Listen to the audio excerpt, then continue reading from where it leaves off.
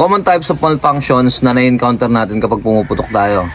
So, importante na alam natin kung anong malfunctions na meron tayo at kung paano ito i-treat.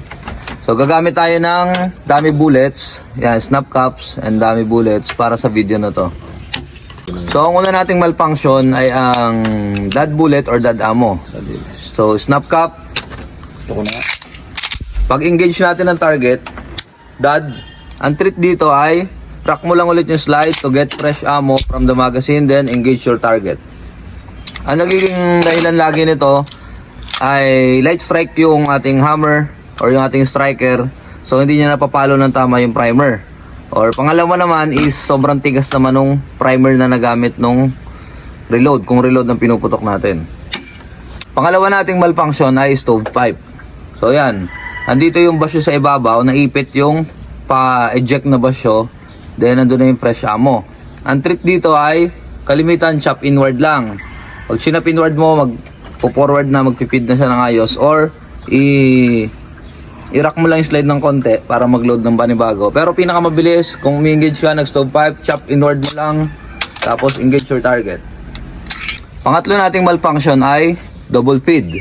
So, may bala na siya sa chamber, pero naka-angat pa rin yung second ammo doon sa ramp.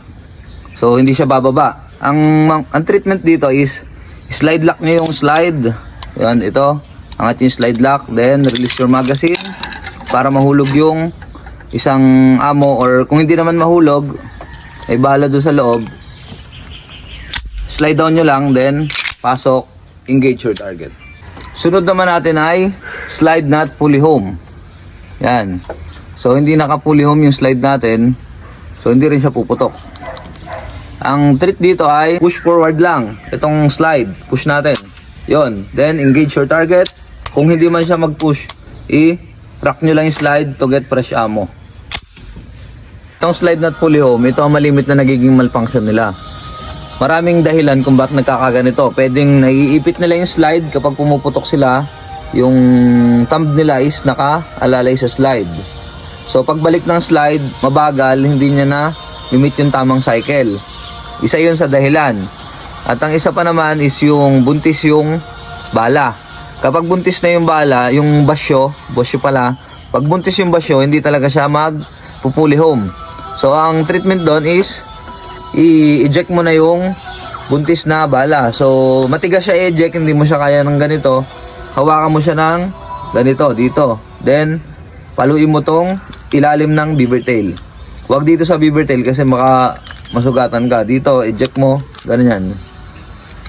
At ang pinakahuli sa ating listahan ng mga malfunction ay ang squib load. So, ang squib load is naiiwan yung pinakatingga niya or heads dito sa barrel. Hindi siya lumalabas dito sa dulo. Bakit nangyayari yun? Nangyayari yung squib load kapag underload ang powder ng ating bala. Ang pinakamalas na mangyayari sa iyo is pagka hindi mo alam yung malfunction mo, na squib load ka, tapos nag-load ka ng fresh ammo at in-engage mo, possible na masira ang barrel mo or sumabog itong part na to ng barrel at itong sa may frame mo.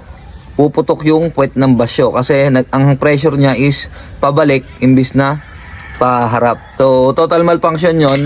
Kapag pag na-call mo yung malfunction mo na meron kang squib load, maririnig mo naman yun, mahina yung putok niya, then hindi nag-e-extract itong basyo na iiwan dito sa loob. Kasi nga, hindi kayang itapon ng slide yung basyo patras kasi underload. So, importante na call mo na squib load ka para hindi mo na masundan. Then, kalimitan naman yung mga range officers na kukol nila, ini-stop na yung shooter. Kasi total malfunction yon. Kailangan mo munang tanggalin yung heads or yung tingga na naiwan sa barrel. So, yun lamang po. Please like and follow for more tips. Pistolerong Gala po. Yes, sir.